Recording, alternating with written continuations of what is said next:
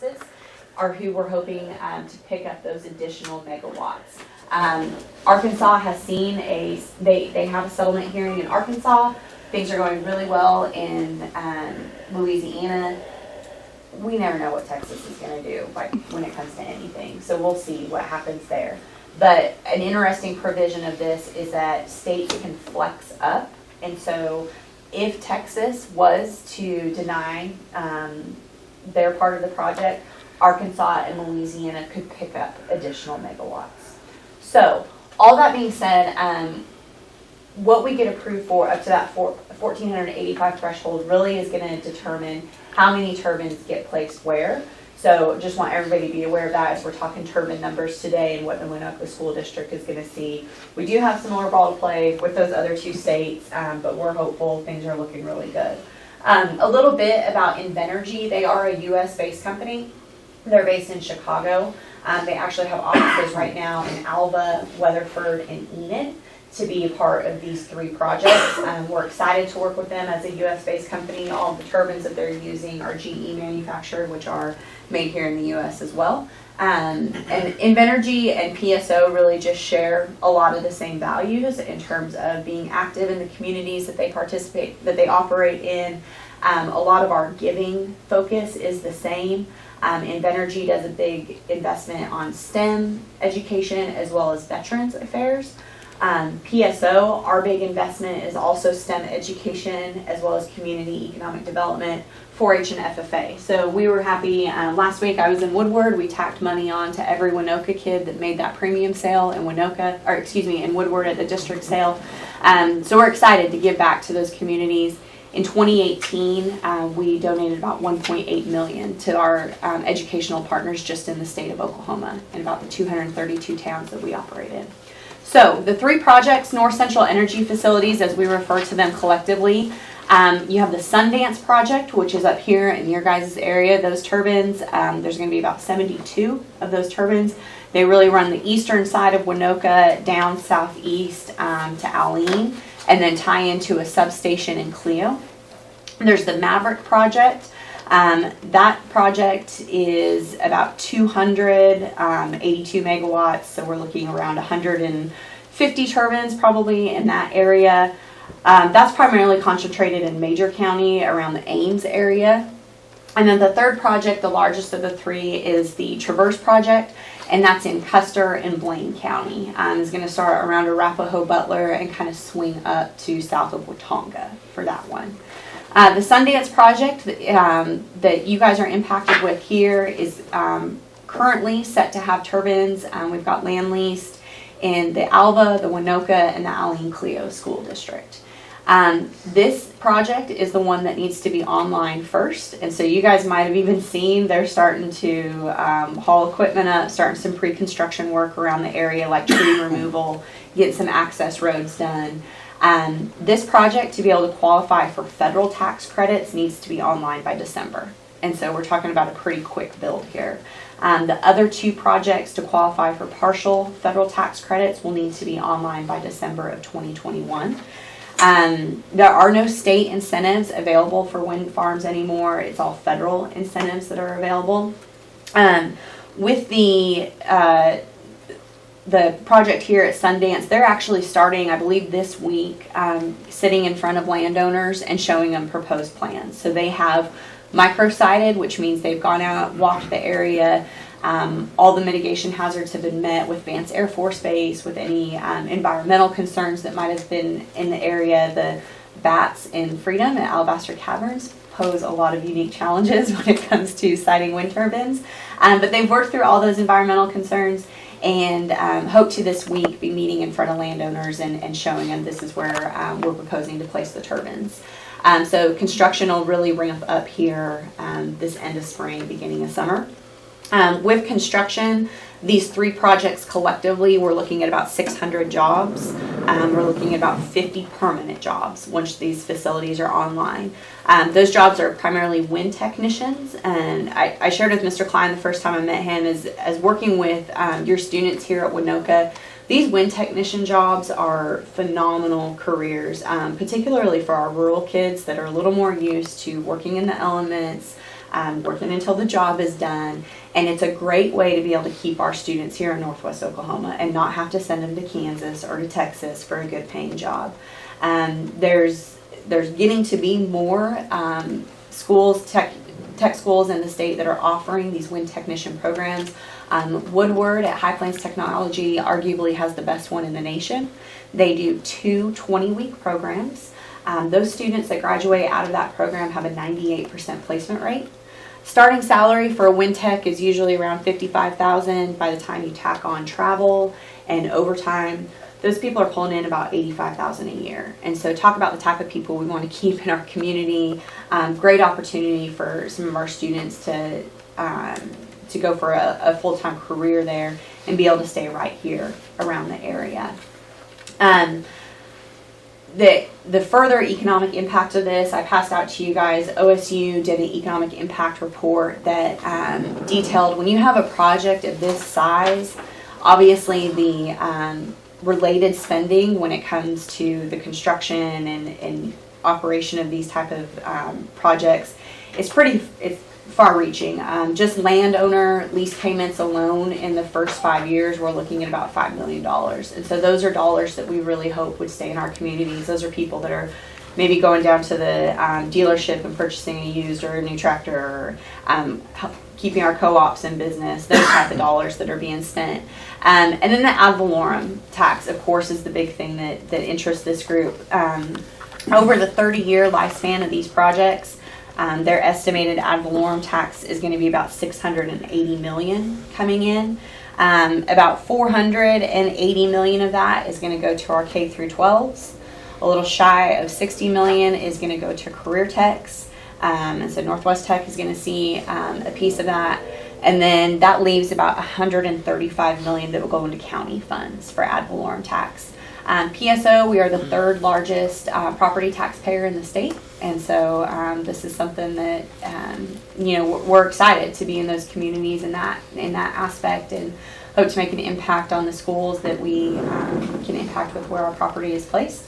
We are centrally assessed, so that's a little different than maybe other projects that you deal with here in your school district. Centrally assessed means that we are assessed by the Oklahoma Tax Commission, not by your county assessor.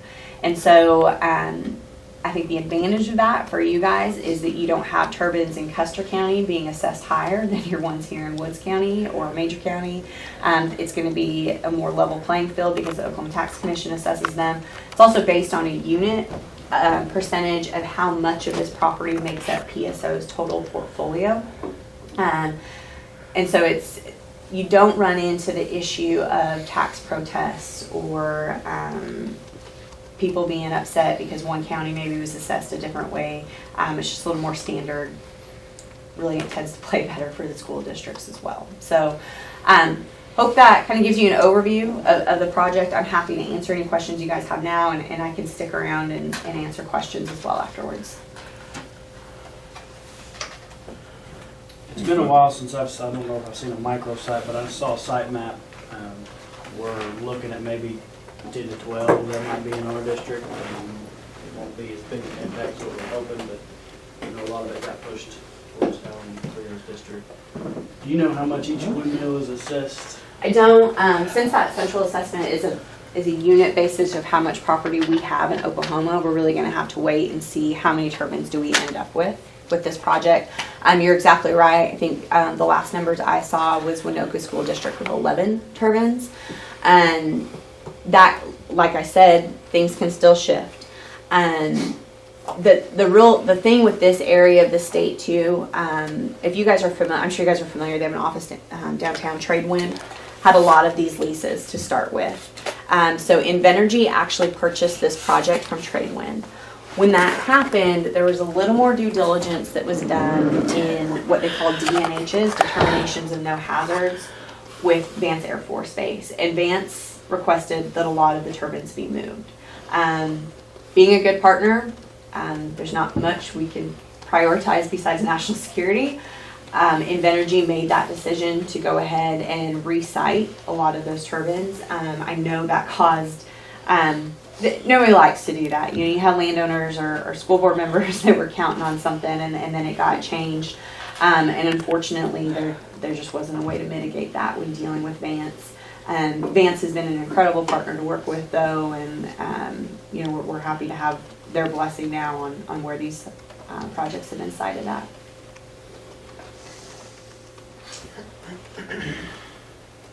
Any other questions?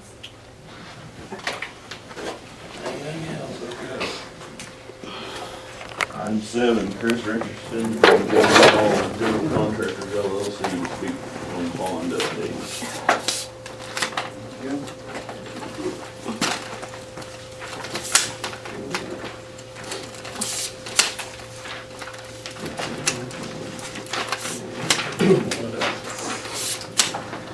Well, it is a big day, got to put a little pressure on the client. I didn't think you had open house tomorrow. She kind of played into that pretty nicely, I thought. So in front of you guys is a laundry list of items that we've paid for today. And the majority of them are fire marshal, ironically enough, for a code compliance issue. There is a couple on here that existing building,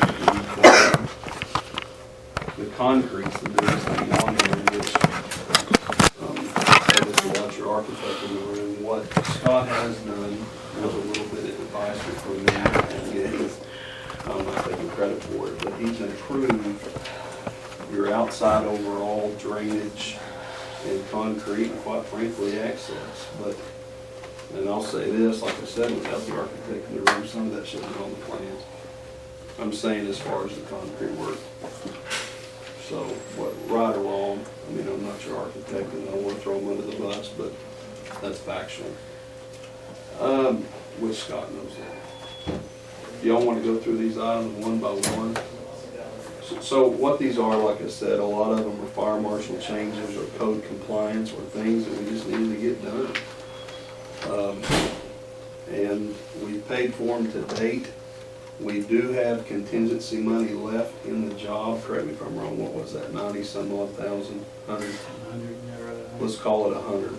And these items add up to over 100. But we're headed into what I would call the toughest piece of the job, less the roof. That was the worst part of the job. Not worse, just tough. But this admin building, we don't know what we're gonna get into. And so to spend the balance of your money, which is the contingency of 100,000 at this point, is not good planning.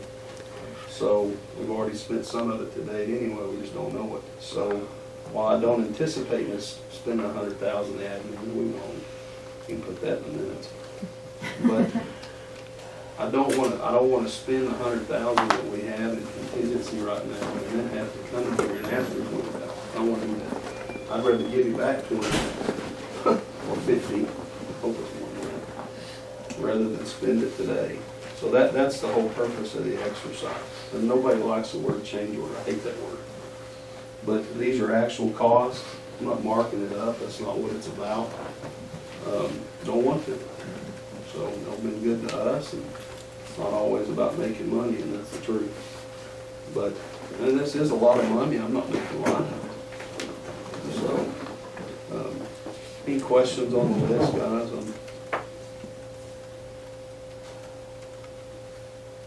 I was going to point one out. I guess concrete was probably the one I wanted to talk about the most. Not because it was the biggest number, but just because of what it is.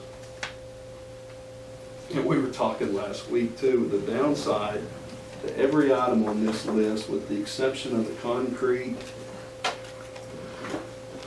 maybe a couple of doors here and there.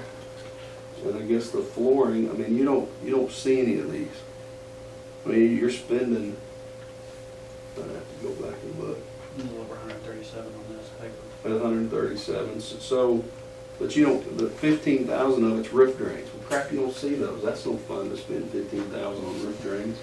But you'll thank me for doing that when you got a 4-inch rain and the building doesn't flood. So that's what's bad about this list, is a lot of items on here you don't get to physically see or care about, I guess. But the concrete work's a big deal. And a couple other things. On here too is in the existing, I call it the FAC. What is that? Facts. Yeah. Home ec, Home ec. right? Whatever happened to home ec? So, what we spend in there, Scott? 11,000.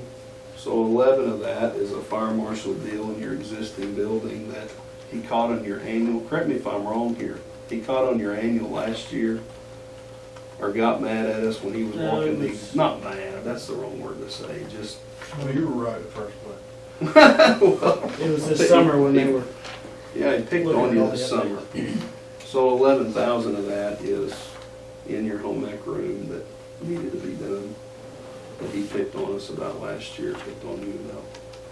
So that solves that problem, and he's already inspected it. And I hate to say this, because we are pressured up for an open house tomorrow, but I don't anticipate a problem today, I really don't. He's been here enough times. He's been through the existing building, good Lord, 4 times. I don't anticipate a problem today, I really don't. So as soon as I say that, we freaking will, but makes me nervous anyway, regardless of open house. If you were gonna estimate how many of these dollars should have been under the architect's original plan? Well, that's a good question. I mean, how much, we had a couple of doors on here that southwest glass door 102A and 107. The window type D, probably the biggest item on here that Flooring. is the flooring, that American flooring and media. That's 15,664. Yeah. That should have been in the job. I mean, there is no excuse for that. And if it had been on the plans or in the job prior to bid, we wouldn't even be having this discussion and y'all wouldn't know any different. But unfortunately, I gotta isolate the cost and you see it as $15,000. I don't like that. But I'd say the doors and the flooring, to answer your question. I mean, he didn't know that the fire marshal was gonna make some changes on some firewalls. You can't predict that he wants a fire hydrant down at the field house, and some of these are pretty old, as you can see. And like I said, the concrete work, some of the concrete work should have been on there. So, I'm not saying the whole 34, but some of it should have been. So, like I said, I'm not trying to pick on him when he's not even in the room, but we've talked about it enough, Klein and I have, and we're not perfect either, don't hear me say that, but some of these things should have been, so. Anyway. The fire hydrant down at the field house, did that water line come from the street? Yes, sir. Different line? Yes, sir. So, that's kind of a mess. I don't know if y'all remember that or not. For the PUD. That unfortunately, we don't have a choice in. And that's the downside of it. You already got one down there. When he comes next, you got another one. A couple one.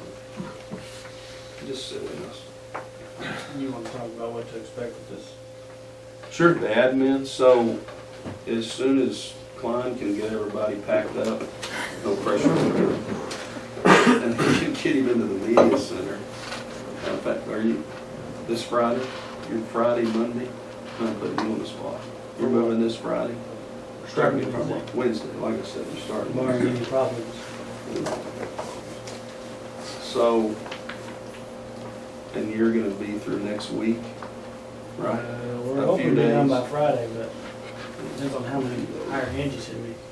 We got a couple of guys that are gonna, we're motivated to get them out, volunteering our help. I'm not helping, but I'll be helping by spirit. So, we have our demo guys scheduled for a week from today, 2 weeks from today, the 23rd. And they need 2 days to be in there, and then we'll start putting back. All the material is here, light fixtures, toilets, all that stuff, so that we can be immediately ready. The roof's already done, the units, the heat and air units are already here. So that is a hard 6 to 8 weeks to get out of there, but that's my hope. We have a very aggressive schedule to get out of there. We said from the beginning 14 to 16 months, and we're at month 14. I know it seems like December of 18, y'all believe that? That seems like a lifetime ago to me. I don't know what it seems like to you guys, but neither here nor there. So we're trying to be out of there, because Gabe's got another commitment to get to another job, so. When Scott's tired of seeing him every day. Gabe may be tired of seeing Scott every day, I don't know. Break up a bad, good marriage, so. give him a hard time. Anyway, You shouldn't have any problems over there, that was. no, I mean, there's no fire sprinkler, we gotta put in a fire alarm. I mean, it's tearing out some walls, new bathroom, Metal studs and sheet rock. yes, sir, flooring, paint. I mean, it's not a hard undertaking, but you don't know what you're gonna find. But we have all the doors here and frames and hardware. So, Just making everything fit. yes, sir. Give Klein a bigger office.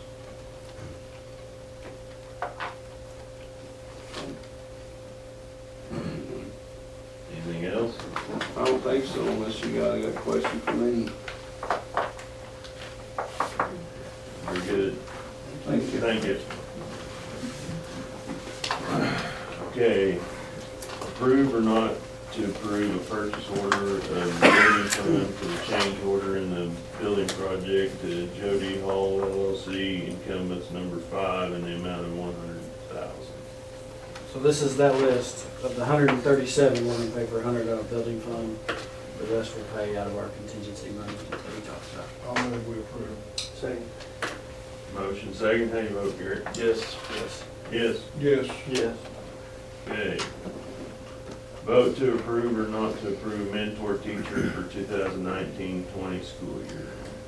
These are for Sarah Castillo and Tanner Allen, the hires we had in January. This is just under mentor teacher.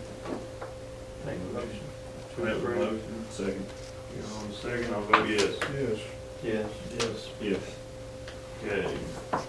Discussion and possible action to declare items listed on the attachments A and B surplus property. Any questions about those lists? The first list is over library books. The second list, the majority of it is the old bookshelves in the library. I'll move we approve. We have a second. How you vote, Garrett? Yes. Yes. Yes. Yes. Yes. Okay, any new business? No new business. Okay, I entertain a motion to adjourn. Move to adjourn. Motion, I have a second. How you vote, Garrett? Yes. Yes. Yes. Yes. Yes.